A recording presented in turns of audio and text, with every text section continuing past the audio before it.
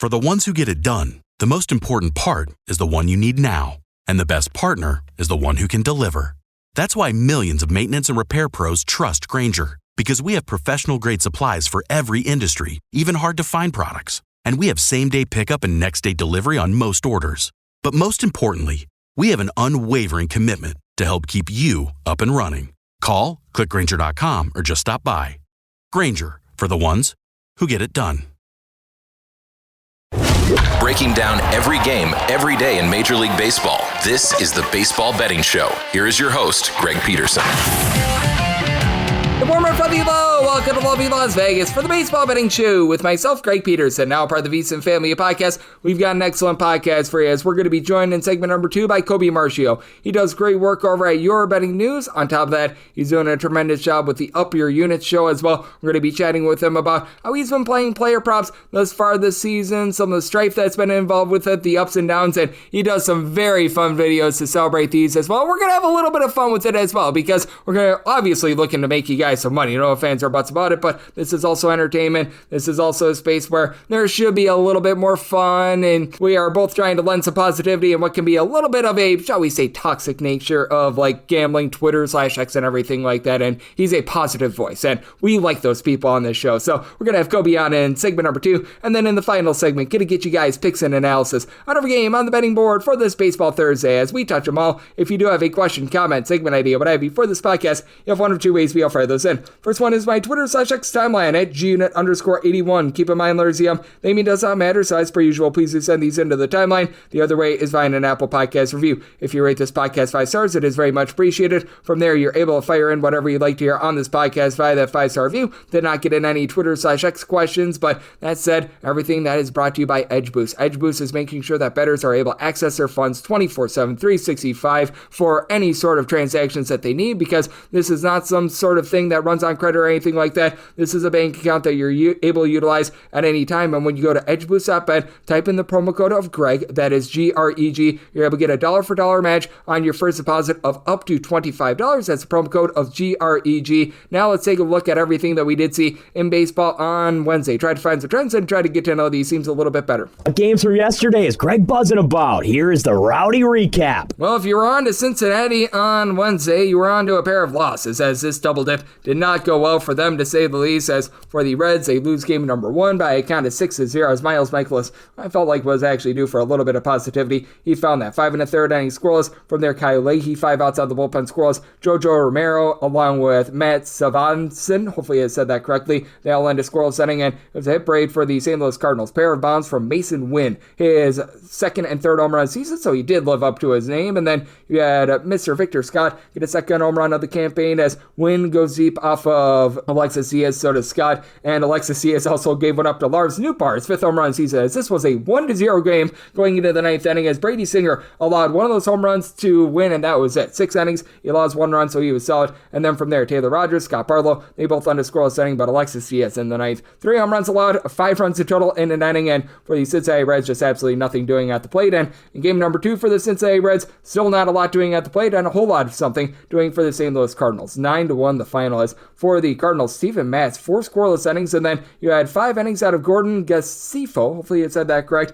He was able to come in there. He gave up just 1 run, and for the Cardinals, pair of bombs, as you had home run number 3 for Mr. Wilson Contreras, who's been having a little bit of a rough start to the season, to say the least, and Pedro Pajes, he goes deep, home run number 2 of the campaign, as for the Cincinnati Reds, they decided to give Mr. Chase Petty, no, he was not a part of the Heartbreakers, but he broke your heart if you bet on him, as he made his MLB debut, and he gave up 9 runs in 2 1/3 innings. From there, the bullpen was actually quite good, as Lyon Richardson, 3 scoreless innings, Brent Suter, 3 2/3 innings scoreless. Problem was, damage had already been done. So, yay verily to a pair of wins for the St. Louis Cardinals, who have been one of your better over teams in baseball this far this season. 16 overs, 13 unders, and 2 pushes. Your top over team, though, that'd be the Miami Marlins, and they got completely smoked by the LA Dodgers. 12-7 the final for Tony Gonsolin, his first start in over a year. He goes 6 innings, allows 3 runs. He did allow a home run going deep for the Miami Marlins. Kyle Stowers twice. Home runs number 3 and 4 of the campaign, as he would also go deep off of Yandris Gomez, who gave up 4 runs in his inning of work. But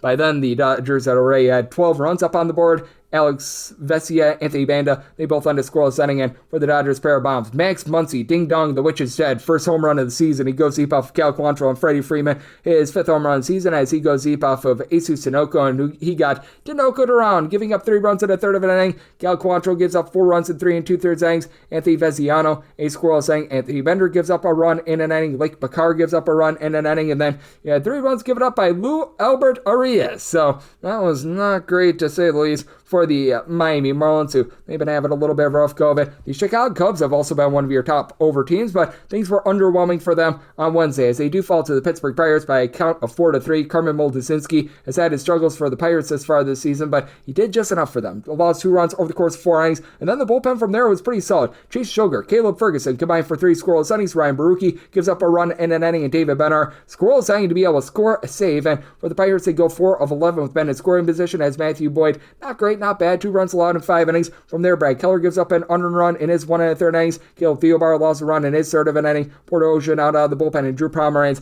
a scoreless inning, but the Cubs, who lead all baseball in terms of runs per game, a little bit of a rough go of it there. The Royals have really had a rough go of it with regards to their offense. They have been one of your top under teams in all baseball, but they do find a way to persevere and get the job done. 3-0 over the Tampa Bay Rays. For the Royals, by the way, 10 overs, 20 unders, and a push. And for Kansas City, how about the young gun in Noah Cameron? 6 1/3 inning scoreless. Now, he did walk 5, but gave up just 1. John Schreiber from there, a pair of outside the bullpen scoreless. Lucas Erceg, Carlos Aceves, they both ended a scoreless inning. And Vinny Pasquantino, he was able to go deep off Drew Rasmussen. 4th home run of the season. Rasmussen allows 3 runs over the course of 5 innings. Mason Englert from there, 3 scoreless innings. Hunter Biggie, he was able to end a scoreless inning as well, but can't win if you can't score. And for the Tampa Bay Rays, 11 overs, 17 unders, and 2 pushes. So they've also been a very underwhelming team thus far this season. For the Philadelphia Phillies, they overwhelmed the Washington Nationals. 7-2 the final is. For Jake Irvin, he gives up 6 runs over the course of the 6 innings, including a pair of bombs, as Max Kepler get his 3rd home run of the campaign, and Kyle Schwarber with a Schwarbomb, his 9th home run of the season. Then JT Realmuto a little bit later on, 2nd home run of the season off of Eduardo Salazar, gives up a run in an inning. Called Boucher, he's able to give a scoreless inning as well. And for the Philadelphia Phillies, Cadence Sanchez has been pretty solid at home. Not his greatest stuff, but not bad. 2 runs allowed in 5 innings. Bullpen from there looked much better for the Phillies. Carlos Hernandez, a scoreless inning. Tanner Banks, Jose Ruiz, they combined for 3 scoreless innings of their own. For the Baltimore Orioles, they have been a very overwhelming team at home thus far this season. A very rare under for them at home, as they've now played 9 overs, 3 unders, and 2 pushes at home. 5-4, they take down the New York Yankees as Carlos Cookie Carrasco gives up 4 runs over the course of his span, as he does give up a pair of home runs to Ramon Urias and Ryan Mountcastle. They both get home run number 2 of the campaign, as Carrasco only lasted 3 1/3 innings. From there, the bullpen wasn't bad. Tim Hill gives up a run in an inning, but Fernando Cruz 1 2/3 innings scoreless. Devin Williams, Mark Leiter Jr., they both get a scoreless inning. And for the Yankees, Aaron Judge goes deep off of Cade Povich for his 10th home run of the season, and Povich also gives one up to Paul Goldschmidt, just his 2nd home run of the season. Povich allows 3 runs in 4 2/3 innings. From there, Sir Anthony Dominguez, and out of the bullpen scoreless. He did have Keegan Aiken give up a run in his inning of work, but also 3 punch-outs. Ynier Cano, Gregory Soto combined for a scoreless inning, and then Brian Baker, Felix Bautista, scoreless 8th and 9th innings for the Orioles to be able to get to the window. The San Diego Padres also find a way to be able to get to the window. They get the job done, this by a count of 5-3 after the Padres got swept at home. They're being able to get things right now. As for the San Francisco Giants, Landon Roop, he was not right in this one. 4 1/3 innings, allows 4 runs, including a bomb to Elias Diaz. That is home run number 2 of the campaign. Meanwhile, for Michael King, he was a king on this day, giving up a run in 5 1/3 innings. He did have Jeremiah Estrada give up a solo home run in his 2/3 of an inning of work, and Jason Adam, he allowed a solo home run in his inning of work. For Adam, he gives one up to Mikey Stremski, 5th home run of the campaign, and then Eloy Ramos goes deep off of Estrada, 4th home run of the season, but the Padres find a way to be able to persevere as Audrey Motorhome gets a pair of outs on the bullpen scoreless. Robert Suarez, his 12th save of the season, scoreless inning. And for the Giants, bullpen was pretty solid. Spencer Bivens gives up a run in 1 2/3 innings. Camilo Udoval, Tyler Rogers, both land a scoreless inning, but by then, damage had been done. The Cleveland Guardians, they do just enough damage to be able to take it to the Minnesota Twins, who continues to be one of the more disappointing teams in all of baseball right now. 4-2, the Guardians find a way to get the job done as Pablo Lopez. This guy been quite unlucky. Not a bad start here. 6 1/3 innings, allows 2 runs, but then Brock and roll short. Well, he got got rock and rolled, giving up 2 runs in 2/3 of an inning as Bo Naylor takes him deep. 4th home run season. Luis Ortiz, his best start of the season. 6 1/3 inning scoreless for Cleveland. From there, Cade Smith, pair of outside the bullpen scoreless. Emmanuel Clase made things interesting. He gave up a run in his inning work, and Hunter Gaddis, he would allow a solo home run to Brooks Lee, a 2nd home run of the campaign, but team is able to persevere. Danny Kalun, by the way, also a scoreless inning for the Minnesota Twins. And you saw a lot of scoreless innings out there in Colorado as the Rockies, they're now on pace for 27 wins this season. They get their 5th win of the season. 2-1, they take down the Atlanta Braves. Chris Sale, he gave up 2 runs in 7 innings and punched out 10 in Coors. That should be good enough to win. Now, he did allow a home run as Brenton Doyle gets his 4th home run season, but you had the young gun and Chase Dolinger put it all together in this one. 1 run allowed in 5 2/3 innings, and then the bullpen from there was rock solid as Zach Agnos, along with Seth Halverson, both led a scoreless inning. Jake Bird, far outside the bullpen, scoreless inning for the Atlanta Braves. 0 of 7 with men in scoring position. Also had Pierce Johnson supply a scoreless inning for the Atlanta Braves. So it's been a less than savory start to the season for them, and for the Detroit Tigers, it's been a very savory start to the season for them. 7-4, they get the job done against the Houston Astros as Jackson Jobe does give up 3 runs over the course of 4 innings, including a home run going deep for the Houston Astros. Jeremy Pena, 4th home run season, and then Victor Carantini gets home run number 1 of the season off of Tyler Holton, who gave up a solo home run in 1 2/3 innings, but Brandon Hennefy, 2 scoreless innings out of the bullpen. Tommy Canley gets 4 outs out of the bullpen scoreless, and Javi Baez and Colt Keith both get their 4th home run of the season, and this is just hilarious. AJ Blueball, who is from UW Milwaukee, so I know him very well. A guy named Blueball was wearing number 69 for the Houston Astros, so there's your jokes there. Well, there was no laughing if you took the Houston Astros on the save. 7 runs, 2 of which were given up by our good buddy Blueball in 4 innings. From there, the bullpen was actually quite solid. Steven Okerd, Brian King, both led a scoreless inning. Logan Van Wade, 2 scoreless innings. Caleb Ward throws in there a scoreless inning as well, but for the Astros, they leave 12 men on base. So the Detroit Tigers, they do find a way to persevere and get the job done. And for the LA Angels, this has been a team that's been able to catch for you some overs thus far of the season, mainly because their pitching hasn't been that great. 9-3, the Seattle Mariners get the job done. And after the Angels looked halfway decent for about 2 or 3 weeks to start the season, it has all went down the toilet bowl. We see this pretty much every year with the Angels, it feels, as Reed Detmers allowed 5 runs without getting it out of the bullpen. You had from there a run given up in an inning by Ryan Johnson, and the start for Tyler Anderson wasn't terrible. 3 runs, 2 of which were earned, given up in his 6 innings of work as Randy Arozarena took him deep. 5th home run of the campaign. He was hurt by a pair of errors out there in the field, and then you did have a scoreless inning out of Jake Eater for the Seattle Mariners. They were able to get a pretty rock solid appearance out of the bullpen from Casey Lugumina, Edward Bazardo, along with Troy Taylor, all on the scoreless inning. Emerson Hancock, not necessarily his best start, but it wasn't terrible. 3 runs allowed in 6 innings, and he did allow a bomb along the way. Ode Soler, 5th home run of the campaign, but for Seattle, all of a sudden 18-12, a team that started out very slow in past years. They are starting out quite fast this season, and this team is off to a relatively rock solid start as well. As for the New York Mets,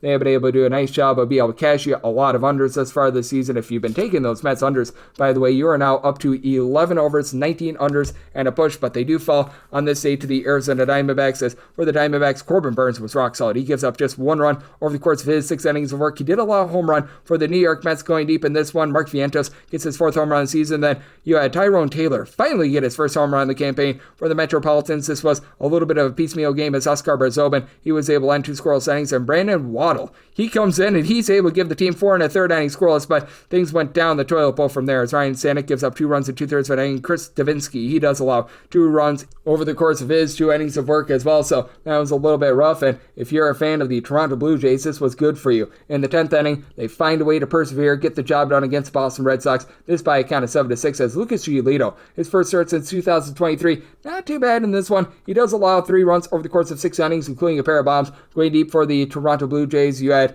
home run number 1 of the season for Dalton Varsho, so welcome back to him, and don't call his name. Alejandro Kirk, 2nd home run of the season. Anthony Santander, he gets his 4th home run of the season. That comes off of the bullpen piece, and Garrett Woodlock, who was a bit shaky here, giving up 3 runs over the course of 2 innings. Or Eldridge Chapman lent a scoreless inning, but then Justin Slayton in the 10th inning, he gives up a RBI single to Alejandro Kirk that ultimately decided the game. And then for the Toronto Blue Jays, they did have to go with a little bit of a piecemeal game as Uriel Rodriguez gives up a home run, 2 runs in total over the course of his 1 inning of work as Alex Bregman takes him for a ride, 7th home run of the season. Then you had home run number 3 of the campaign for Carlos Narvaez. Narvaez, he goes deep off of Chad Green. For Mr. Green, he comes into the game and gives up 2 runs in an inning of work. Eric Lauer was your main bulk guy, which the mighty have fallen. I remember when he was good with the Brewers. Gives up 2 runs over the course of 4 innings, but you also had Yimi Garcia lend a scoreless inning, Brandon Little scoreless inning, and Jeff Hoffman scoreless 9th and 10th innings for the team to be able to persevere, get the job done for the Milwaukee Brewers. They do get the job done. They go on the road. They take it to the Chicago White Sox, and they cash you a nice over there. As for the Brewers, you didn't get a lot of length out of Tobias Myers. Only goes 2 innings, giving up 2 runs, and Tyler Alexander gives up 1 run in 2 2/3 innings. From there, Grant Anderson gets it out of the bullpen.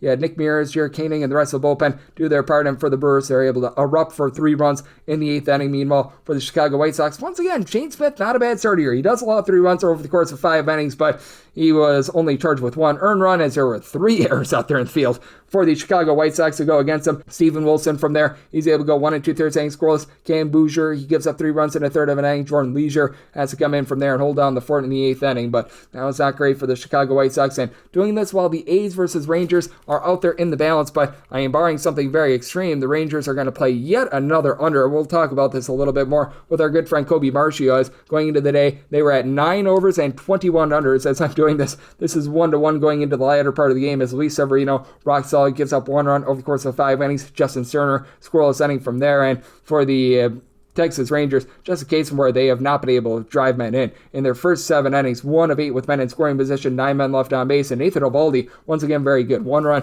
allowed over the course of 6 innings of work. Doing this as we still have 1 or 2 games left in the balance, but that said, if you take a look at what we've all seen this baseball season, it has been a little bit more of an underwhelming season. 221 unders, likely going to be 222 unders to 209 overs, so 51.5% of games going under the total. Favorites are hitting at about 61.3%, 277 and 174 on the money line. And if you look at the last 7 days in baseball, not including the A's versus Rangers game, favorites are hitting at a little bit north of 64%, 58 and 33 on the money line. Actually, that's, I believe, 63.9%, but still, really big number. And then if you take a look at overs versus unders, pretty much a 50-50 split, as you've got 45 overs, so 45 unders, and a few pushes along the way. So that's what we're seeing in baseball right now, and that's what we all got on Wednesday. Now let's take a look at how our good friend Colby Marchio is playing these player props and so much more next right here on the Baseball Betting Show with myself, Greg Peterson, out of the VSiN Family Podcast.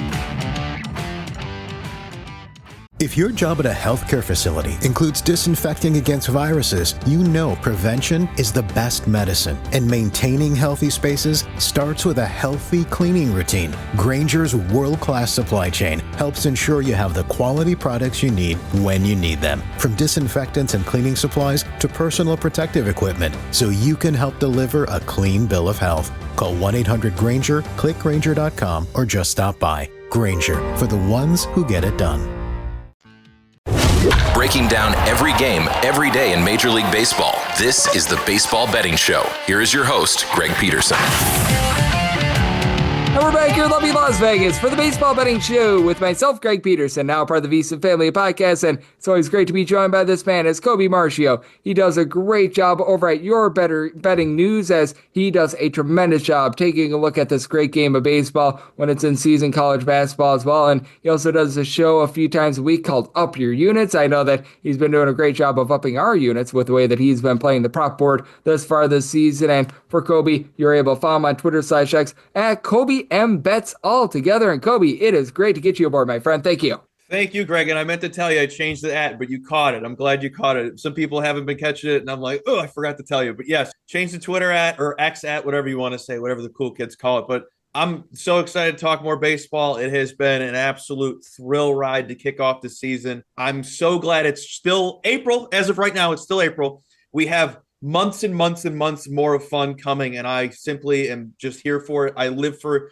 baseball season. It is the best. It is the best. And Colby, I know that you've been having yourself a lot of fun on these videos, being able to celebrate the home runs. And by the way, if you want no other reason to follow Colby, he does an amazing job of celebrating every single time one of his guys gets a home run, whether that's taking a shot out of something Italian for Vinny Pasquantino, yelling about meat with Pete Alonso, and putting the phone in his refrigerator. This is some good, clean family fun here, people. But that said, what has all been catching for you? And two, I do need to know what goes into some of these celebration videos. Is it just off the cuff or something like that? Because this is some grade A cinema right here.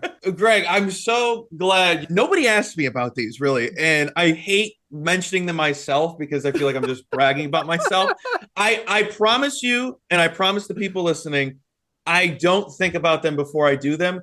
Typically, they're one take. Typically, if I slip up saying something, I will redo it.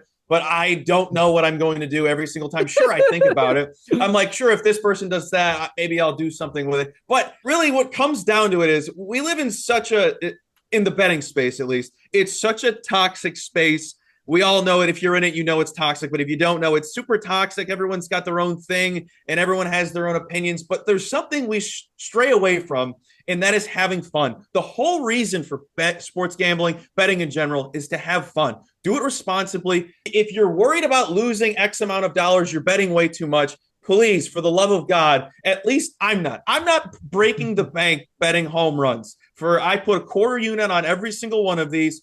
And what really goes into my home run bets, I don't look for who's going to hit a home run today. Sure, in the back of my mind, I'm like, ooh, this will be sweet if they homer because then I can make a video.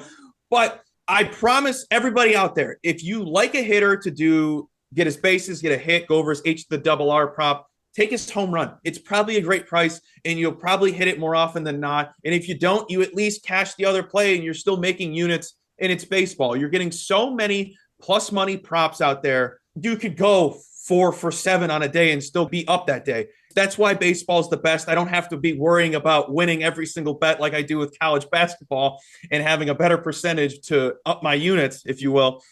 But yeah, that's really what it all comes down to. I love making the videos. Fun fact, my girlfriend hates them. She does not understand why anybody likes them. She thinks they're so annoying. She's probably the one person that doesn't like them. And I think it makes it even more fun and funny. But yeah, I love doing them. I live for them. And she doesn't get why I get 40 to 50 likes on some of these videos. Fortunately, I have a woman in my life that approves of the Choco Cat. So that's a good thing. That makes me. I love the Pickmas tree. That is just great content. We are just having some good, clean family fun right here on the Baseball Betting Show, as we do have Colby Marchio aboard. And yes, absolutely, you should be having fun with this. You obviously want to be making money and everything like that, but at the end of the day, this is all entertainment. That's the reason why sports exists. Sports exist because they're looking to entertain people. It's been that way since the Roman gladiators were out there and everything like that. And it dates all the way back to there, as strange as it sounds, it truly does. But you know what else has been very entertaining? Just watching some of these teams. And when it comes to being able to bet on some of these props, how much you just want to be fading some of these absolutely awful teams. Like, I'll throw them out there. The Colorado Rockies were on pace for 27 wins this season. They've been a nice fade. These other teams that are just giving up runs upon runs. Like, I'm looking at you, the Washington Nationals bullpen, and I'm looking at you, the Miami Marlins, because I think that it is so interesting to take a look at your process and the way that you've been having so much success the last few weeks. Yes. Speaking of the Rockies, when they're in Coors, I am more hesitant to not take an opposing player's hitter props just because I know their props price will have baked in that they're in Coors. I will still look at them, but I'm usually more hesitant, and I stay away from team totals unless it's a good price. You got to look at the price. It always comes down to the price and the number. But I always hate how juiced some of these props get in Coors. So I typically, if they're in Coors, I stay away pending the price. But the rest of those teams, oh my God, the Marlins are so fun to fade. They're a blast. They were a blast with the Dodgers this week. What was there, 98 runs scored? Yes, I'm being sarcastic and facetious. Same word twice, redundant word by me. But oh my God, thank you, Cal Contrail, for over hits prop. I can't believe they took you out after you cashed the prop, because he should have been out there for the remainder of the game. They still gave up 10 plus runs. What are you taking them out for? You've used 11 arms prior to Cal. I don't know how, as a coach, just leave them out there. It's one loss. You've already dealt with a ton. Just leave them. Rest your guys. Oh, man, that is hilarious, too. And I do think that lends itself for some live betting opportunities as well, because I still remember going back to the Miami Marlins, they were playing against the Seattle Mariners on Saturday. They were down 10-0 in the fifth inning, and I was thinking, man, if we get a position player here, that's good for the live over. That's good for the live run line, because these algorithms that these books don't factor in, oh, this is not actually a respectable arm. This is a backup shortstop that's throwing 45 miles per hour. They're grading him as a guy that, I don't know, throws more than 45 miles per hour. How about you take a look at those sort of things as well? Because I know that you take a look at props and things like that, but I always think that that's a good way to be able to make some money as well, with these algorithms just not being able to, shall we say, factor in the stink level of these position players. Unless it's Kike Hernandez and he's got the helmet on, then you're going to get Greg Maddux, but as a position player. But that is a great point. everyone uses whatever book they use, but typically a lot of these books do offer live boosts. They are an absolute gift when you find a game like that. And I'm always thinking about live betting, but I'm also thinking, well, you don't want to chase. You don't want to chase, Colby. You don't want, if you're doing well or bad, you never want to chase.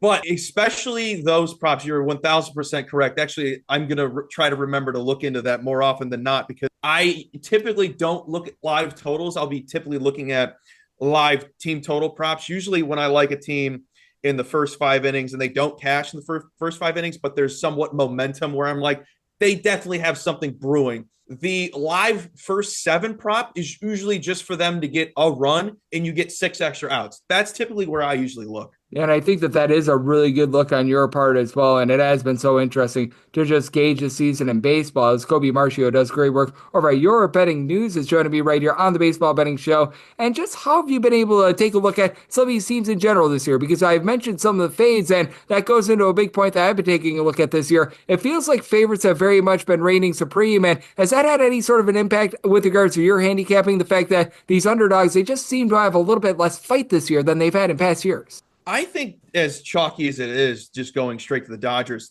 looking for them to be down at any point in any book, giving you plus money to take that team, that is one of the gritty teams in the majors right now. They could be down 5 runs, and I don't think they're ever out of it. They're that good top to bottom.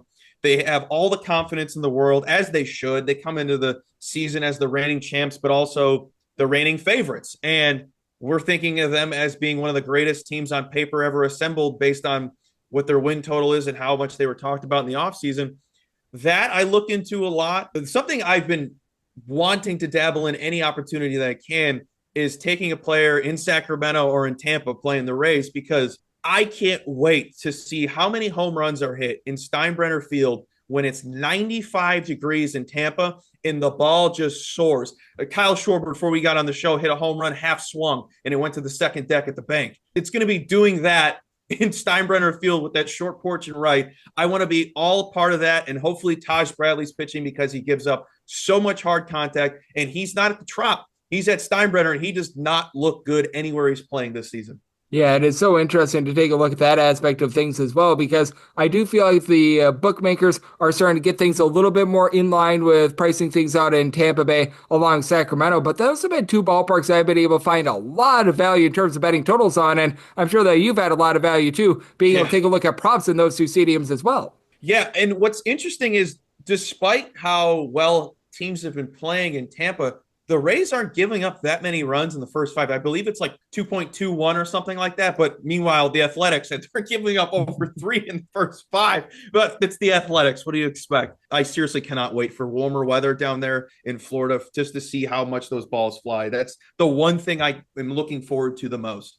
Oh, that is going to be some good fun right there, as Colby Marchio does such a tremendous job looking at baseball. Is joining me right here on the Baseball Betting Show. And I do want to ask you about this as well, because I think that you'd agree with me on this. It's been a little bit wonky in terms of gauging home runs over the last few weeks, because I think that the day was Friday where we had just such a low amount of home runs that it wasn't even funny. And then we saw here over the weekend, and we saw it certainly on Wednesday as well, a whole bunch of home runs being hit as well. How have you been gauging the home run market over the last week or two? And have there been just a few days where you've had fewer bets than others, because it feels like you're getting a whole bunch of home runs one day and then the next day it's a complete famine? Yeah, Friday I think was my worst day of the season. It's funny you mentioned that. I don't think I won a bet that day, and I had Brent Rooker and somebody else to homer, and nobody did anything. So all of my I had Schwarber. Nothing happened Friday. I went 0 for. The weekend, if you told me that weekend was going to have that many home runs, I would have called you a liar, because you had Gino Suarez with 4 home runs in one game. In a loss. Yeah, he did all the work. And honestly, what was there? 400 runs this past week? It was insane. A weekend? There was so many runs. You have the Dodgers. Seattle had a ton of runs. Jose Polanco's been going off. There are some days where I do have – I typically – I mean, for the past week, I at least feel like I hit 1 a day, which I think is massive. I think if you can get 1 a day, you're having a really successful day with props. But Friday was really my worst day. I hope that doesn't happen again, but it will. It's baseball. It's a roller coaster of a season. But I really don't have an answer, honestly. To sum it all up, Greg, I don't think I have an answer for it. Hey, it is all good. It is very cyclical, and is it sometimes just a case where when you do get those days where you've got a lot of the aces going, where you've got a lot of the number two guys going, it does make it a little bit harder than on those days where you know that, oh boy, Cal Quantrill and the number four and the number fives are going out. They're like, oh, I don't know on Wednesday. In a position player because they need another Oh arm. boy. It's wild. I hate when all the aces are pitching in one day because I like going for hitter props, but usually I'm like, this is going to be such a bad day. And I somehow figure out a bet 3 minutes later and whatever. But yeah, I've been dabbling in more pitcher props this season. I'm having a lot of fun with them. Not to ramble, but I just took Michael King to win Cy Young at 22-1. Sure, he has a lot of things to adjust, but I think his stuff this season is just filthy. If he fixes his whip a little bit and his walk rate, I think he's got a good chance to make some damage. And I also, just to throw out another future because I did him this week, I took Alex Bregman 101 to win the MVP. He just homered 20 minutes ago. I don't think anyone is going to catch Judge unless he gets injured, and I don't want that. Judge is my favorite baseball player. The Yankees are my favorite team. But I think Alex Bregman, for the price and how well he's playing in Boston, I think it's a great look, especially 100-1. Those are the two futures I dabbled in this week. Hey, I like both of those looks. And is there anything else that you have with regards to futures? Because I always love being able to throw out there some futures bets on this show, and I'm right there with you with Michael King. I think that he can be a king for a Padres team that if they can find themselves within shutting distance of the LA Dodgers, they're going to get a lot of respect. Anything else that you threw out there other than those two? No, honestly, I was trying not to add more to my future tick card this season because I had it so much during the winter months. But I think those are great prices. Obviously, they're long shots, so don't go crazy with if you want to tail me on these. I think I put $5 on Bregman. I will happily burn $5 in front of my face. I bet Vlad Jr. to win MVP and to lead the league in home runs. That's not happening. I've already accepted that. I've accepted those losses, and that money is now burned and donated to the book that I placed that bet on. But actually, a future I have that I'm very nervous about, and I'm very interested to see what you think. What is going on in Texas? That team is a train wreck. They are top two in the West, sure, but they can't score. They're first in left on base percentage because they're not getting on base and they're not scoring. I hope they turn it around in the hotter months, but that was a team I was very high on going into this season. And they are just not playing like I thought they were. Yes, I thought they were going to play like 2023, but better. They're terrible. What I think is so interesting with Texas as well is that the pitching is actually better than I thought it was going to be. The pitching has actually been quite good for the Texas Rangers, which is why they're cashing all these unders. But to your point, the offense has been horrible. Jake Berger and Jock Peterson, I thought were going to be good additions, and they've been, to utilize the dodgeball phrase, as useful as a poopy-flavored lollipop thus far this season. Marcus Semien is having one of his classic just bad starts of the season. He always seems to heat up towards back half of the season, but I do think that it is interesting with Texas, and I'm sure that you've taken a look at this as well. Their underrate is at more than 66% right now. I think that you just continue to play Texas Rangers unders until they show you some signs of life. What's funny is you bring up Jock Peterson, my friend Michael Montgomery, who's the founder of batters-box.com. He's taking a bunch of Jock Peterson props right now. He's like, his last 7 days, he's on fire. I'm like, I am not touching a Jock Peterson prop for a good month and a half after he went what felt like the entire month of April without recording a hit. I would love to meet anyone who took his under hits for that streak because you are the absolute man for having the plums to bet an under half a hit or whatever the prop was, because I think that's the hardest button to press in all of sports. Under half a hit. I don't care who it is. Greg, how many times do we see a blooper go over the second baseman shortstop's head? All the time. How often do pitchers miss their spots? All the time. I'm not afraid to hit the under button. I am deathly afraid to hit the under button on hits. That is the scariest prop in sports, in my opinion. And the way that Jock Peterson broke that 0 for 42 slump, that should have been scored in air. That was what makes it all the funnier. You talking about the double? That was the funniest. That was hysterical because he hit the double, and I think there was 2 outs, and they were hyping up that double for the entire at-bat of whoever was up. That person struck out, the game was over, and the Rangers lost. They spent the entire remainder of the game hyping up Jock Peterson, who just broke what was a 20-game hitless streak, just for the game to lose. They're like, we have nothing to talk about because this team is so bad. Let's talk about Jock Peterson finally being the player we paid him for.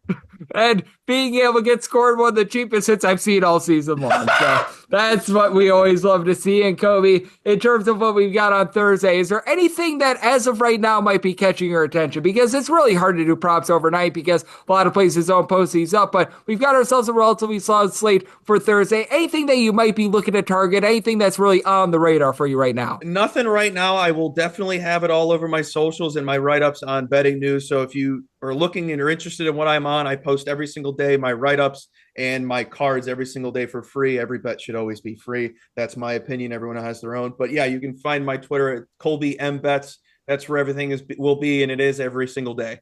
Absolutely. And I think that you just gave out your socials. If there's anything else you need to plug, you just do it right now. You've got the floor, my friend. Every Tuesday, Thursday, I go live on betting news for my baseball show, The Pickoff, and every Wednesday and Friday, I go live for Up Your Unit. So if you want to check us out, have fun. I'll see you in the chat. And yeah, make sure to check out all of our stuff at Betting News. Absolutely. And Colby, he does such a great job taking a look at this great game of baseball. Every single time he joins me, he lends such great insights. And as you found out, lots of good, clean family fun. And that's what I love on this show. So big thanks, Colby, for joining me on the Baseball Betting Show, now part of the VSiN Family Podcast. And coming next, it is that time of the podcast. I give you picks and analysis out of a game on the betting board for this Baseball Thursday as we touch them all. If your job at a healthcare facility includes disinfecting against viruses, you know prevention is the best medicine. And maintaining healthy spaces starts with a healthy cleaning routine. Grainger's world-class supply chain helps ensure you have the quality products you need when you need them. From disinfectants and cleaning supplies to personal protective equipment, so you can help deliver a clean bill of health. Call 1-800-GRAINGER, click Grainger.com, or just stop by. Grainger, for the ones who get it done. Breaking down every game, every day in Major League Baseball. This is the Baseball Betting Show. Here is your host, Greg Peterson.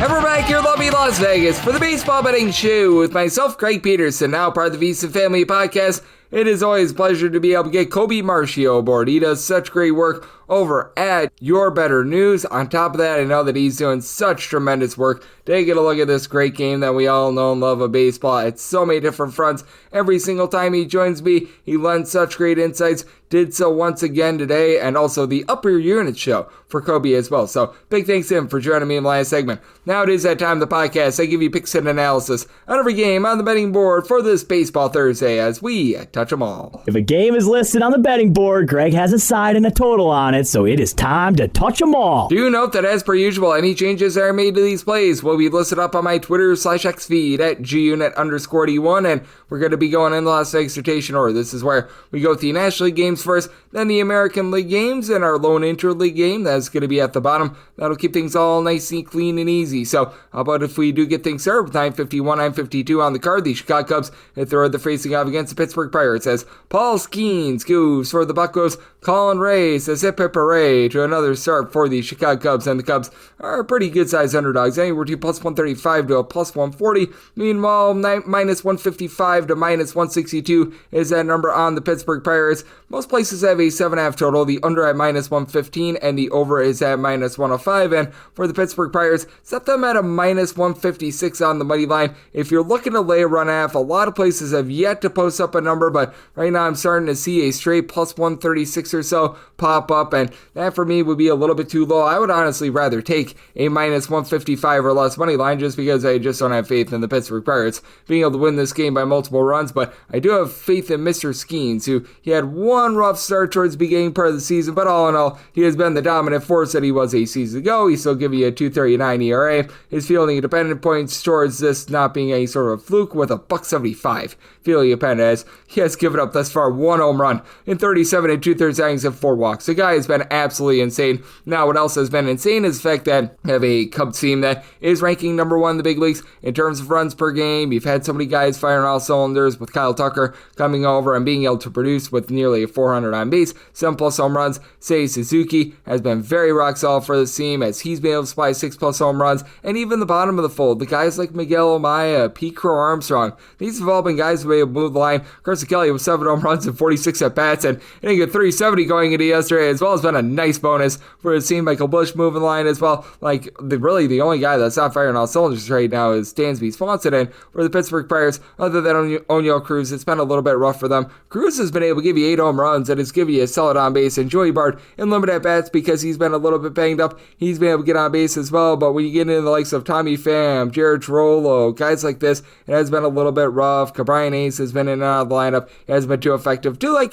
Zir Knar-Falefa. He's been able to give you about a 290 average. But the kryptonite of this Cubs team has been their bullpen. As this is a squad that is currently in the bottom half of the big leagues in terms of bullpen ERA, with having Ryan Brazier on the injured list, Eli Morgan as well, and frankly Porter Hoge, who was so good last season, has not delivered for the team. Joey Merriweather is one of the guys I'm most questionable about, and he's actually been one of their better relievers thus far this season.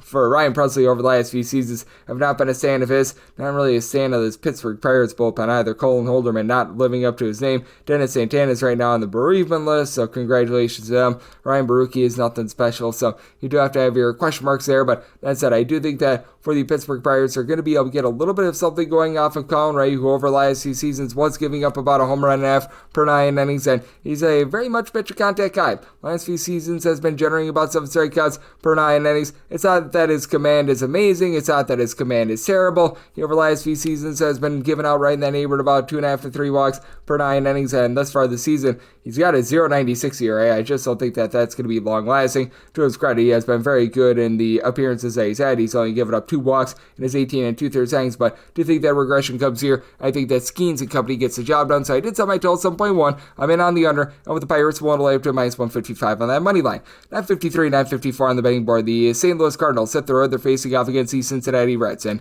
yes, we are on to Cincinnati. Who's on to Andrew Abbott getting the start for them, and Matthew Liberatore is on the bump for St. Louis. St. Louis is an underdog of +105 to +110. Meanwhile, between -117 to -125 is that number on the Red Legs. 8.5 is the total. Over and under anywhere between -105 to a -115. And to make that total at 8.2, I'm going to be taking a shot on the under for Matthew Liberatore. He's been a highly touted prospect for a few seasons, and he's finally starting to deliver on that promise. He was having a tough time in terms of getting swings and misses in his first few seasons at the big league level. Starting to come together from now. He's been able to get 8 strikeouts per 9 innings this year, and his command has been great. 2 walks in 31 innings across 5 starts this far this season, so do have to like to see that. He's got a .189 fielding dependence, so I've been loving the way that he's been producing, giving up a combined 3 earned runs over the course of his last 3 starts. But Andrew Abbott is starting to put it together as well. I fully recognize that he does have the propensity to give up the deep ball throughout his MLB career. He has been giving up about 1.5 home runs per 9 innings, and it's a small sample size from this far this season.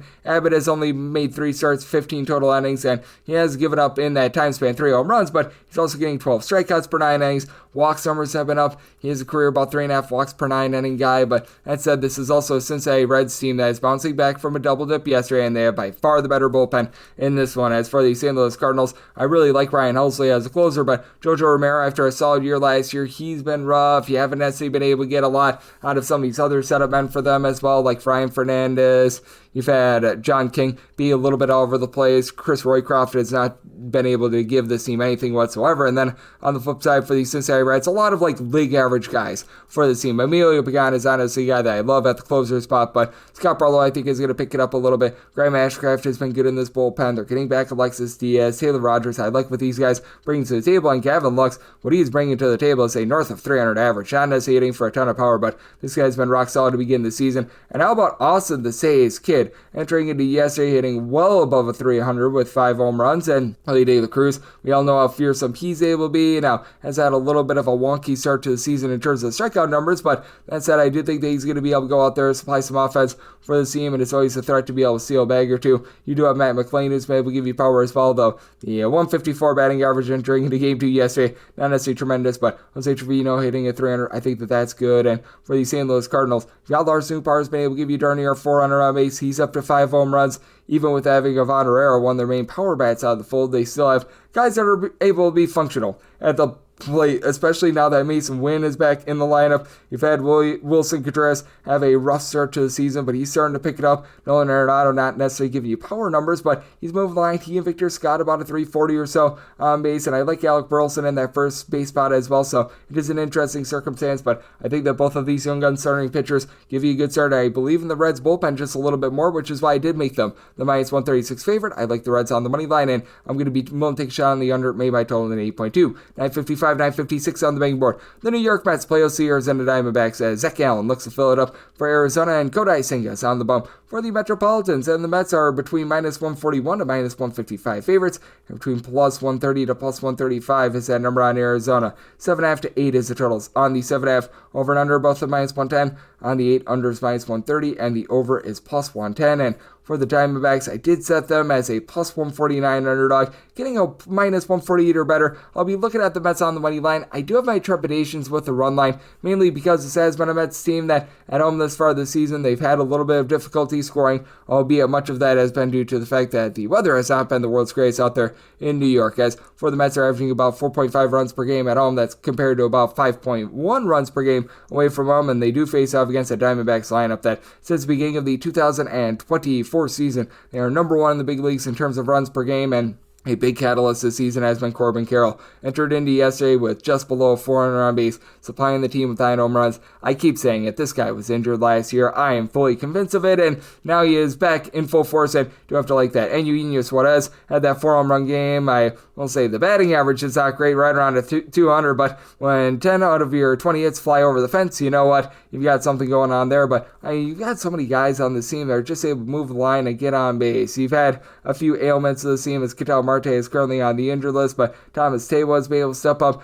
give the team 4 home runs at his first 50 at-bats of the season. Randall Grichuk is a guy that's able to move the line. Josh Naylor hitting north of 300. Geraldo Perdomo is rock solid as well. And then for the Mets, you know that Juan Soto is going to be able to up his power from the 3 home runs that we're seeing this far this season. And Mark Vientos, Starling Marte after a rough start to the season, I think that they're going to give you something. Luan Acuna, Jeff McNeil, both hitting above the 300 going into yesterday, be it for McNeil. Small sample size, got a late start to the season, but Francisco Lindor is picking it up. You've got Pete Alonso, who's currently giving you north of a 450 on base, and he has been rock solid in terms of his power. And for the Mets, this has been a top 7 team with regards to bullpen ERA. I have a little bit more faith in the long guys, and they did have to utilize Oscar Barzobin as a starter in a bullpen game yesterday. So he, Jose Buto, these longer guys that I really like are going to be out of the fold. But even with Edwin Diaz shakiness, you've had Ryan Stanek, Reed Garrett do a nice job of shutting the door in a lot of these games. And for the Arizona Diamondbacks, they do have A.J. Puck currently on the injured list. Now, I do like the likes of Ryan Thompson, Justin Martinez, Shelby Miller. I think that these guys, when it's all said and done, give you a sub-3.5 ERA. And Jalen Beeks has been a good long guy. So it's an interesting circumstance because with Zach Gallen, if you date it back to the beginning of the 2023 campaign, he has been much worse when he has been on the road rather than at home. But that's actually been a little bit of reverse this season, albeit it's in a small sample size of 6 starts. But he's really struggled when he has been at home, away from home, aside from that start against the Chicago Cubs, actually rock solid when he was in New York last against the Yankees. Supplied 6 2/3 innings scoreless thus far this season, 5.57 ERA. That'll go downward. He's still getting 9.5 strikeouts for 9 innings, but it's not been his normal self. The fielding independent is a 441. And then for Kodai Senga, this guy has been absolutely rock solid. As for Mr. Senga, he does have a little bit of a propensity to give up the walks throughout his career, 3.9 walks per 9 innings, but that said, $1.26 ERA thus far this season. That is backed up by 283 fielding independent. There'll be a little bit of regression showing there, but I do think that both of these pitchers go out there, land a relatively good start. I did set my total at a 7.8. Right now, seeing between a 7.5 to an 8. I personally would rather take a 7.5 over rather than an 8 under, especially with the Mets throwing a bullpen game yesterday. So looking at that 7.5 over, and with the Mets, want to lay that chalkier money line up to a minus 148. 957, 958 on the betting board. The Washington Nationals are on the road against the Philadelphia Phillies. Simon Walker goes for the Phils. Brad Lord says, "Oh Lord, I'm getting another start for Washington." 9.5 is the total. Overs minus 115, unders minus 105. The Phillies are between minus 165 to minus 175 favorites, and between plus 145 to a plus 155. That's that number on Washington. And I did sell Washington at a plus 214. If you're looking to lay a run half with the Philadelphia Phillies, you are going to be able to get plus money on that. I'd be willing to go up to a minus 110. So I'm going to be looking at that Philadelphia Phillies run line. A lot of places don't have run line prices as I'm doing this, but the initial one I was seeing was right around about a plus 115 or so. And for the Philadelphia Phillies, this lineup is still one of the most fearsome that you're going to find in all of baseball. Kyle Schwarber continuing to give you a 400 on base, 7+ home runs. He has been absolutely magnificent for this unit. And we have noticed that for the Philadelphia Phillies, the power has been a little bit down for them thus far this season, but Bryce Harper is starting to get back into the act. He's been able to give the team north of 350 on base. He's back up to 5 home runs this season. You've had Alec Boehm be a disappointment to start the season, but he's starting around back into form, while Bryson Stott is hitting darn near 300. Yohan Ross has been rock solid as well. 1 through 9 is really getting on base for the Phillies, and I do think that the power is going to be going northward as the weather gets warmer and warmer. And for the Washington Nationals, the past few seasons they have been a really good contact team that hasn't necessarily been able to give you a lot of hard contact, but now they're striking out a ton. Now, the good news is you've got James Wood, who entered into yesterday with a 360 plus on base, 9 home runs. That has been nice for the team. And then got a lot of guys who have been able to give you 4+ home runs. CJ Abrams, Nathaniel Lowe, Dylan Cruz, Josh Bell. But that's it with Bell and Cruz. Both of these guys having a tough time being able to get on base. Both of these guys have given you less than a 275 on base. You've been able to have Keibert Ruiz do a nice job moving the line, hitting at 300, but they need a lot of offense because this is a Washington Nationals bullpen that is currently dead last in the big leagues in terms of bullpen ERA. You look at the guys that have entered the game as a relief pitcher. You've got Kyle Finnegan and Jackson Rutledge, who both have been able to supply an ERA below 3.1. Every one of the other players that are currently in this bullpen have an ERA of at least a 5.87. So, Jorge Lopez, Jose Ferrer, Lucas Sims, all these guys are just complete and utter gas cans. And you look on the flip side, and for the Philadelphia Phillies, it hasn't been great for Ryan Kirkering. He's been giving up a lot of runs recently. Matt Strom, along with Jose Alvarado, really are two trustworthy pieces. Jose Ruiz isn't bad, but he isn't amazing. Same goes for Tanner Banks. But Taijuan Walker has been a little bit better thus far this season. You can rely upon him giving you a little bit more length than Brad Lord, who hasn't been completely awful for the Washington Nationals, but he was expected to be a long relief piece for them. Having to throw him in the starter's role has really depleted that bullpen, and it's a big reason why they are dead last in the big leagues in terms of ERA. For Lord, he has been able to give you a 4.67 ERA, fielding dependent right around about a 4.06. He keeps the ball in the yard, but he does give up 4.5 walks per 9 innings, and that again leads to more bullpen use because he knocks himself out of starts early. And then for Taijuan Walker, I don't think that he's going to be able to keep up this 2.78 ERA. The fielding dependent is closer to a 5. Still not getting a ton of swings and misses, about 7 strikeouts per 9 innings, but he was pretty unlucky last year, giving up 2.6 home runs per 9 innings. Has kept the ball in the yard this year. 2 home runs allowed across his 5 starts, 22 2/3 innings. I do think that the Phillies take it to the Washington Nationals. And again, a little bit of regression here for Walker in terms of his pitching. So I set my total on 9.6. I like the over, and I do like the Phillies on the run line.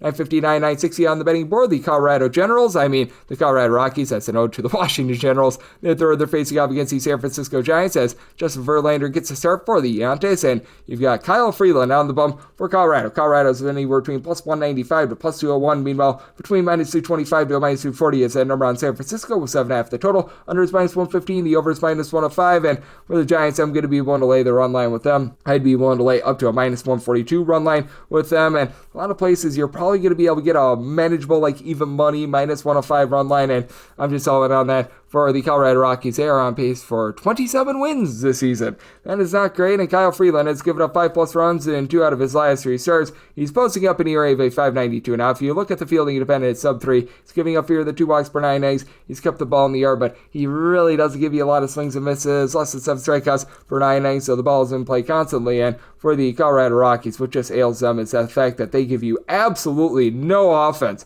when they are on the road. They're averaging 2.1 runs per game and are hitting below the Mendoza of 200 when they're away from home. So that's a big giant issue for this team. Hunter Goodman has been able to give the team, I believe, 4 out of their not 10 home runs on the road this far this season. It is just really bad with that. Ryan McMahon has not been able to save his life when he's been on the road. You've had Jordan Beck be able to give you a few home runs at home. On the road, he just becomes a complete and utter shell of himself. Chris Bryant is on the injured list, and you just legitimately don't have guys that are able to move the line, as Ezekiel Tovar has been relatively okay with that, but you know what, he's right now dealing with an injury. Nick Martini's a addition that I like, but he's been a bit disappointing this year as well. There's just nobody that's able to hit on the road other than Hunter Goodman for the team. And then for the San Francisco Giants, Justin Verlander is looking a little bit washed. He's still getting, though, about 8 strikeouts per 9 innings, and even though his ERA is 4.99, he's giving you a 4.12 fielding independent, giving up about 1.2 home runs per 9 innings, and pitching out there in San Francisco, that should be the best friend of his. And for the Giants, this has been a lineup that has been incredibly fearsome this year. Jungle Lee hitting above a 300 and being able to move the line has been big. You've been able to get 7 home runs out of Wilmer Flores. Willie Adames has yet to really find it, but you know that that's coming sooner rather than later.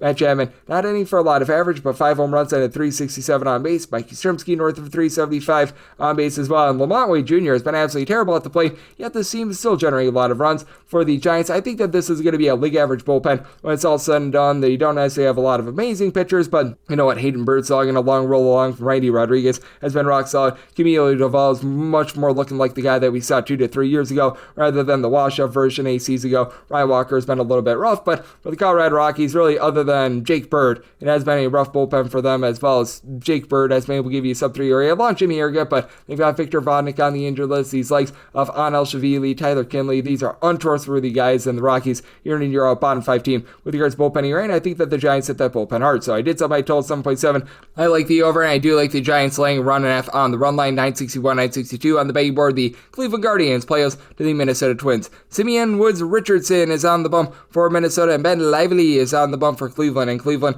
is in a rather pick'em game. They're anywhere between minus 108 to a minus 115. For the Twins, are between minus 102 to a minus 110, and they're on this game between 8.5 and 9. On the 8.5, over is minus 130, the under is plus 110. On the 9, the over and the under are both at minus 110, and whether you've got an 8.5 or a 9, I'm going to be in on the under. I did set my total at 7.9. For the Cleveland Guardians, I know that the bullpen has been a little bit more shaky this season, but still, dating back to the start of the 2024 campaign, lowest bullpen ERA in the American League, and Ben Lively hasn't been great, he hasn't been terrible. He's posting up a 4.40 ERA, and the fielding dependent is relatively on par with that. He has been giving up in that neighborhood about a home run and a half per 9 innings, so he needs to clean things up there, but I do think that for Lively, he's going to be able to give you a relatively solid performance against the Minnesota Twins team that, over the last few days, they've looked a little bit better at the plate. I just still very much have question marks with this team, though. They entered into yesterday averaging just 3.3 runs per game on the road, and you've had Carlos Correa be a big giant waste of money for the team thus far this season. You saw Royce Lewis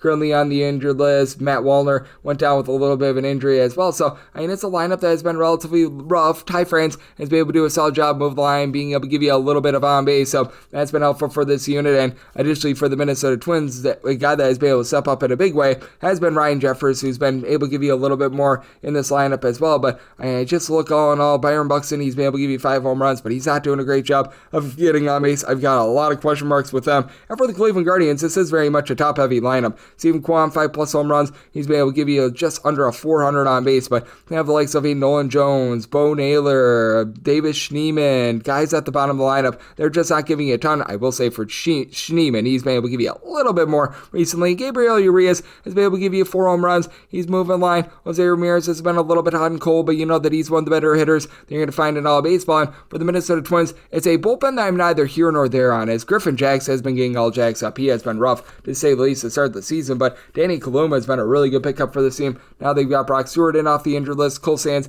he's not great, but he's not terrible, and Yohan Duran has some really nasty stuff. Flip side for the Cleveland Guardians, you know that Emmanuel Clase is having some issues right now, and I just did not like the pickup of Paul Sewald. He looks a little bit washed, but Tim Aaron, Hunter Gaddis, Cade Smith, these are all relatively rock-solid pieces, and they'll need them to be with Eric Zabrowski out for quite some time, but I do think that for Simeon Woods Richardson, he's probably going to provide something not so great, something not so terrible. He's been a league average pitcher throughout his career, giving you about a 4 ERA, gets about 8 strikeouts per 9 innings, 3 walks per 9. He has seen that strikeout number tick up a little bit more, closer to 9.5 thus far this season, but I think that we'll probably see a little bit of regression there. He's very much a just guy in general. Like both of these pitchers, they are very much at, but I do think that the Cleveland Guardians are going to be able to find it with their bullpen and do enough to get the job done at home, where it's not necessarily super duper warm right now. So I did sell my total 7.9. I like the under of the Guardians, willing to lay up to a minus 125 on that money line.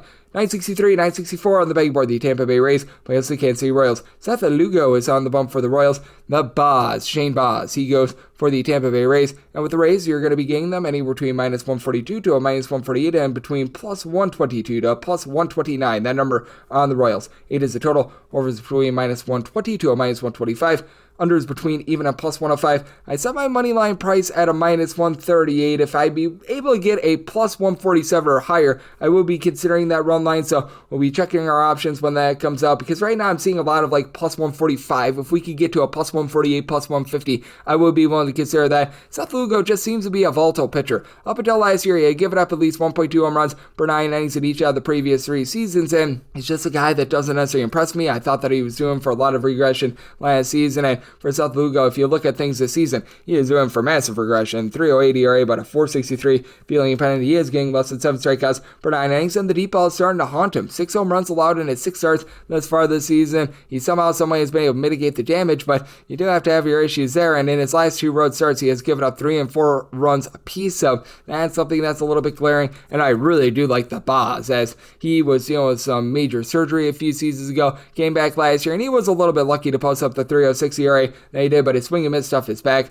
Through 5 starts, 11 strikeouts per 9 innings. He has done a good job of being able to keep the ball in the yard as he's giving up less than a homer per 9 innings, 308 fielding dependent, and we all know that with the Tampa Bay Rays, this is a team that's going to do a great job of being able to mix and match in the bullpen as you've got so many guys that are going to give you, when it's all said and done, a sub-3.5 ERA. Mason Montgomery, along with Pete Fairbanks, Garrett Clevenger. If you need a long guy, Edwin Uceta has been solid over the last few seasons, and we are starting to see a little bit of regression with the Tampa Bay Rays lineup, but we have seen Jonathan Aranda get off to a nice start, hitting for north of 290 with 4 home runs. You've had Cameron Misner hitting well above a 300, and whenever you've needed him, Jake Magnum has been solid, him landing on the injured list, a little bit rough for this team, but Junior Caminero has been able to give you 6 home runs. Brandon Lau having a tough time hitting for average, but you know that he's got a little bit of power in his bat as well. And then on the flip side for the Kansas City Royals, just the most powerless offense in all of baseball. They're currently ranked in the bottom 3 in terms of runs per game, merely because they're just not able to hit the deep ball. Vinny Pasquantino was the only guy on the roster entering into yesterday that had more than 2 home runs thus far this season, had 3 home runs. Bobby Witt Jr. is still moving the line, north of a 380 on base. He's been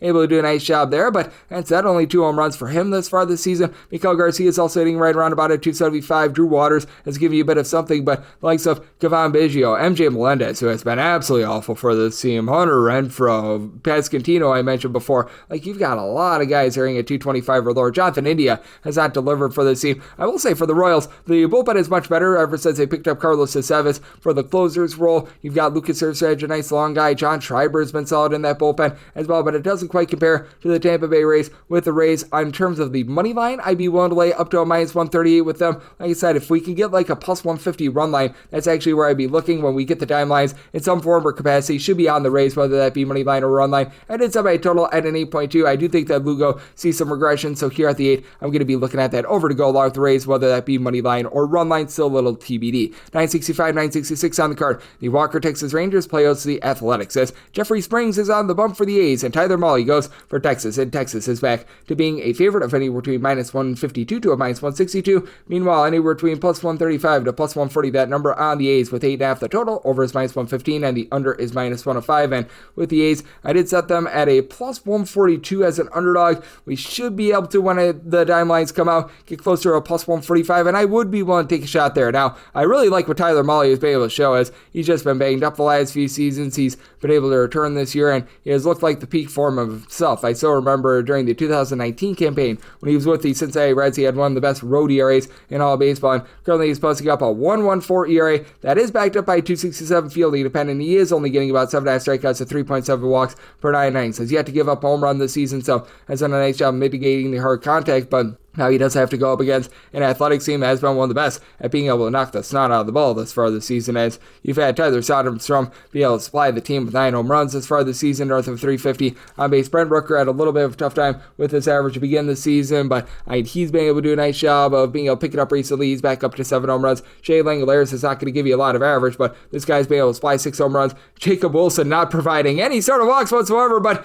you know what, this guy is hitting for about a 300 as well. Lawrence Butler has been able to do a solid job of moving the line as well. You've got a guy in Luis Urias who's been able to give you 4 home runs in his first 46 at-bats as well, Miguel Andujar. So these guys have been good. Now for the A's, this is a bullpen that guys not named Mason Miller has been relatively awful in, and Michael Oton's currently being on the injured list has hurt them. And I will say, you've also been able to get something out of Grant Holman as well. He's a guy that I'm liking along Justin Sterner, but Ano Perdomo, TJ McFarland, guys like this have been absolutely rough, awful. And for the Texas Rangers, it's about a league average bullpen. Mark Church, when he's been out there, as he's been sort of in and out of the fold for them, he's actually been relatively okay. Luke Jackson is not a guy that you fear as a closer, but you know what, he's able to get the job done from time to time. I do think that there's positivity coming for the Texas Rangers in their offense. That 12 spot that they put up earlier in the series, I do think is a sign of things to come, especially with the fact that you've got Wyatt Langford hitting 6 home runs in his first 72 at-bats, has been able to hit north of 300 thus far this season. Just need to get more out of some of these offseason acquisitions. Jock Peterson, Marcus Semien, Jake Berger,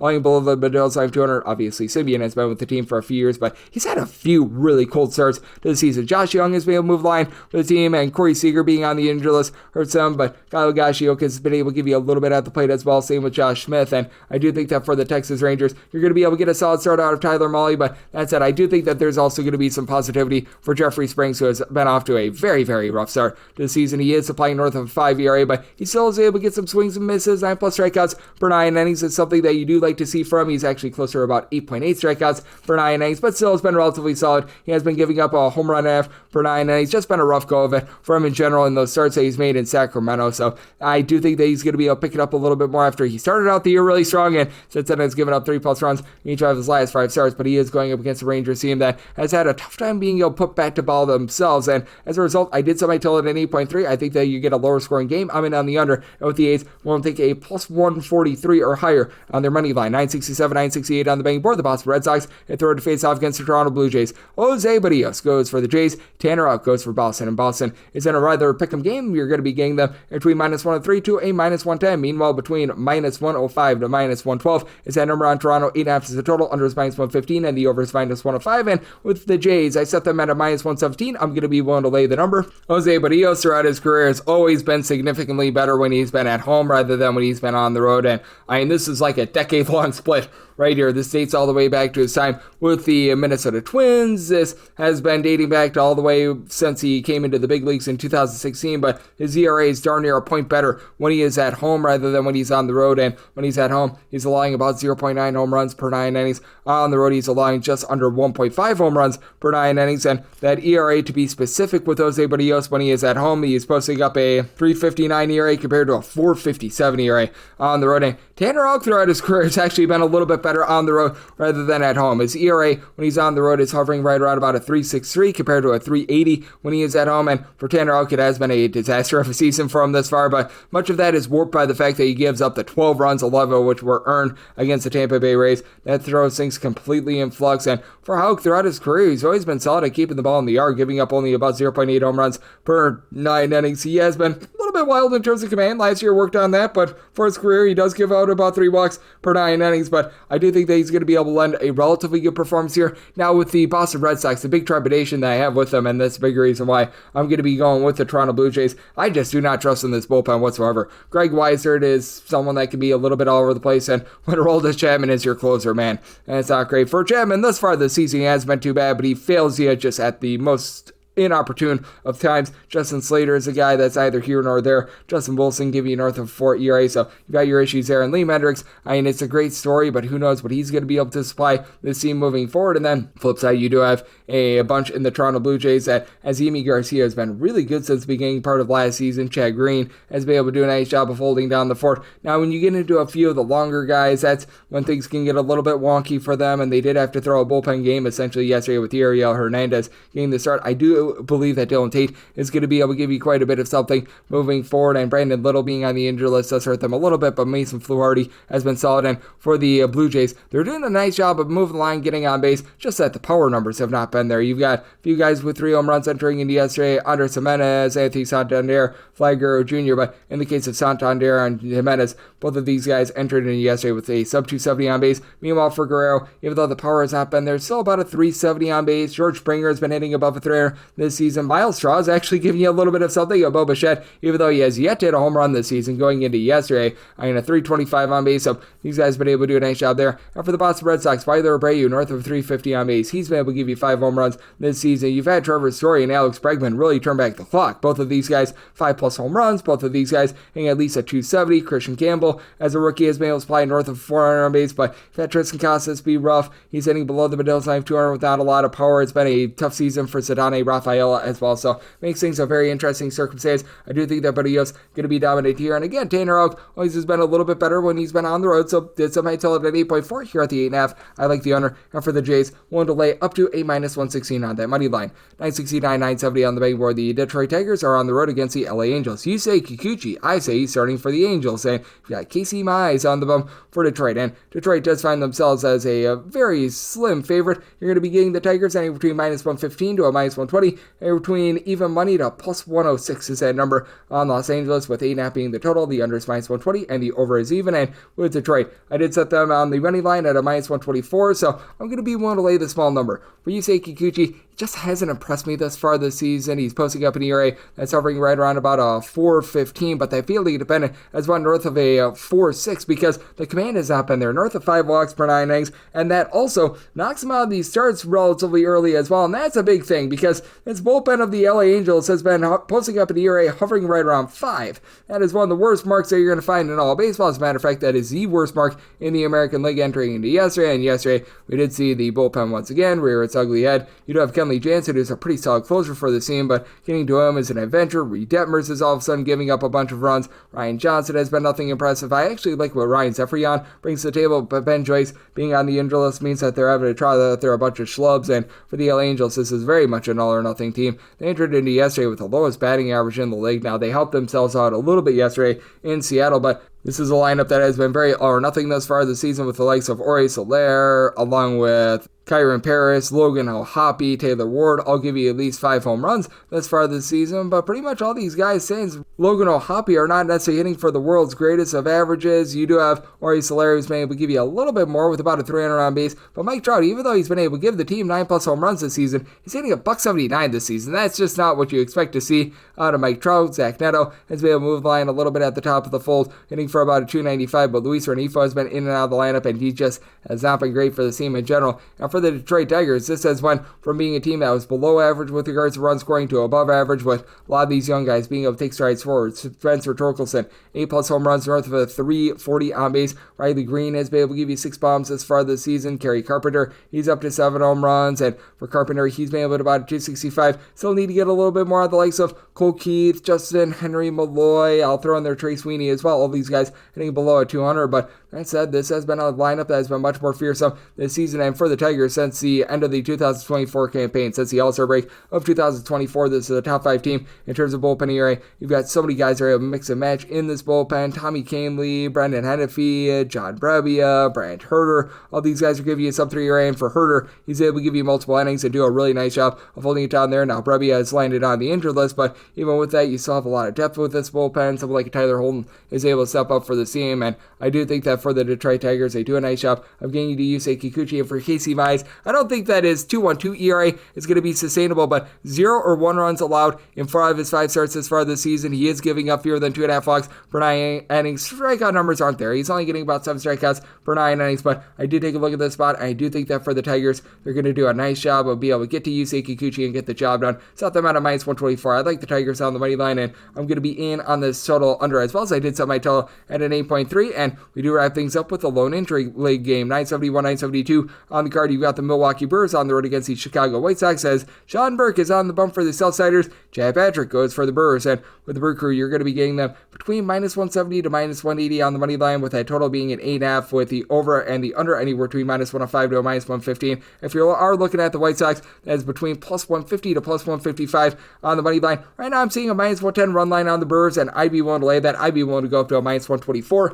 in terms of that run line. Sean Burke had one really nice start to begin the season, but ever since then, things have been going a little bit down the toilet bowl for him, as Burke is not a guy that's going to be getting a lot of swings and misses. We'll see if that, shall we say, swing and miss stuff is able to pick up throughout his career, but about 8.2 strikeouts per 9 innings overall for his career. Just 6.7 strikeouts and 3.7 walks per 9 innings this year. He's got a 6 ERA with a 6.52 fielding dependent, and he has given up at least 3 runs in total in each out of his last 5 starts. So things have very much went downward for him, and for Chad Patrick, he went like 14-1 with the AAA Nashville Sounds last season, and he has really supplied for the team. In every start that he has had, he has given up 2 earned runs or fewer. He had that long relief appearance against the New York Yankees that was a little bit shaky, but past that, he has been able to do a nice job holding it down. Not necessarily a strikeout artist, only about 7.7 strikeouts per 9 innings, but it's inducing soft contact, and against the Chicago White Sox, there should not be a lot of hard contact, as the White Sox team is currently in the bottom 5 in the big leagues in terms of both runs per game and home runs per game. Luis Robert just looks completely disinterested at this point. I wish I could call it anything else, but this guy just has not been good for the Chicago White Sox over the last 2 seasons, hitting below the middle line 200. I think that he is just really having the stink seep into him at this point, and then you've got so many other guys that they're just giving you nothing at the plate. Miguel Vargas, Andrew Vaughn are both hitting below the middle line of 200. Gage Workman entered into yesterday hitting approximately a 200, and Benintendi has been able to give 5 home runs. He's getting on base a little bit, but Lennon Sosa is hitting a 260, and he was like the one of 2 2 guys in the starting lineup yesterday that entered in the game hitting above a 222. I recognize the batting average is on an end all be all, but these guys suck. And you've got a Milwaukee Brewers team that has Jackson Chourio right now hitting for the team about a 280. The on-base percentage is not necessarily there, but 6 home runs this season, and you have plenty of on-base from likes of Sal Frelick and Bryce Terang. Both of these guys hitting above a 300. Rhys Hoskins north of a 375 on-base. Power numbers have been a little bit down, but he's been solid. And Christian Yelich, along with William Contreras, after rough starts to the season, they're starting to pick it up. Now, the Brewers are a bottom 6 team in the big leagues in terms of bullpen ERA. This should be going northward, as last year they actually led the National League in terms of bullpen ERA with so many of these same guys. Yoel Payamps, Elvis Figueroa, Trevor McGill, Jarrett Koenig, and now Abner Uribe has been really good in that bullpen. And for the Chicago White Sox, it's not the world's worst bullpen, but man, the Mike Clevenger bullpen experience was not good to say the least. Brandon Eisert has been able to give you a few okay innings. He's been posting up a sub-6 ERA, so I guess that's good for them. Penn Murphy, I remember he was solid a few seasons ago with Seattle. He's not been great this far this season. Cam Bouger has been able to give you a few okay innings, but I do think that in the end, the Brewers, they just completely dominate in this one. I think that there's a little bit of positivity coming for Sean Burke, so I did set my total at 88.2 and 8.5 on my on the under, but also in on the Brewers on the run line. And that'll wrap things up for the Thursday edition of the Baseball Betting Show, now part of the VSiN Family Podcast. If you do like hearing from this fine podcast, Baseball Betting Show, you're able to subscribe wherever your podcast, Apple Podcasts, Google Play, Spotify, Stitcher, and TuneIn. If you have a question, comment, segment idea, what have you for this podcast, you have one of 2 ways we offer those in. First one is my Twitter/X timeline at GNet_81. Keep in mind, letter CM, the mean does not matter, so as per usual, please just send these into the timeline. The other way is behind an Apple Podcast review. If you rate this podcast 5 stars, it is very much appreciated. From there, you're about firing whatever you'd like to hear on this podcast via that 5-star review. And a big thanks to Colby Marchio, who does great work over at Your Better News, for joining me in the last segment. And I'll be with you guys every single day on this podcast throughout the regular season, so I'll be back with you once again tomorrow. Thank you. For the ones who get it done, the most important part is the one you need now. And the best partner is the one who can deliver. That's why millions of maintenance and repair pros trust Grainger, because we have professional-grade supplies for every industry, even hard-to-find products. And we have same-day pickup and next-day delivery on most orders. But most importantly, we have an unwavering commitment to help keep you up and running. Call, click Grainger.com, or just stop by. Grainger, for the ones who get it done.